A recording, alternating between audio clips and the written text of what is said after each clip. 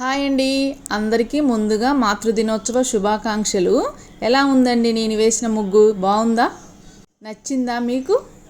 మనం బ్రేక్ఫాస్ట్కి ఏమి ప్రిపేర్ చేయకుండా టైం తక్కువగా ఉన్నప్పుడు ఉప్మా ఇలా చేసామంటే తొందరగా అయిపోతుంది. ఏం లేదండి, దీనికి ఉప్మా స్టార్ట్ చేసేటప్పుడే ఇంకోవైపు స్టవ్ పైన వేరే పాత్రలో వాటర్ పెట్టుకోవాలి. ఈ ఉప్మాలో వేసిన దినుసులన్నీ ఉడికేసరికి ఈ వాటర్ కూడా మసిలిపోతాయి. అప్పుడు వెంటనే ఈ వాటర్ పోసుకోవడం వల్ల ఉప్మా తొందరగా తయారైపోతుంది.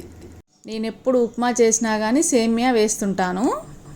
ఇవి రోస్టెడ్ సేమియా అండి, కాబట్టి వీటిని రవ్వతో పాటే వేసేయాలి. అదే మామూలు సేమియా అయితే రవ్వంతా ఉడికిపోయాక చివరిలో వేయాలి. అలా వేయడం వల్ల సేమియా కూడా ఇలా పొడి పొడిలాడుతూ చాలా బాగుంటుంది. ఇదిగోండి, సేమియా ఫటాఫట్గా 5 మినిట్స్లో తయారైపోయింది. ఇక బ్రేక్ఫాస్ట్ చేసుకొని బయటకు వచ్చేసరికి నాకు ఒక దృశ్యం కంట్లో పడింది. మా ఇంటి వాష్రూమ్ పైనండి ఫస్ట్ పిల్లకోతి తల్లికోతికి పెయిన్లు చూసింది, తర్వాత తల్లికోతి పిల్లకోతికి పెయిన్లు చూస్తుంది. నాకు ఈ సీన్ బాగా నచ్చి ఎమ్మటే వీడియో తీశాను. ఈ సృష్టిలో ఎన్ని బంధాలు ఉన్నప్పటికీ తల్లి బిడ్డల బంధం కంటే గొప్పనైనది ఏదీ లేదు. ఒక్కసారి మాతృదినోత్సవ శుభాకాంక్షలు. ఓకే అండి, వీడియో నచ్చితే లైక్ చేయండి. Thank you for watching.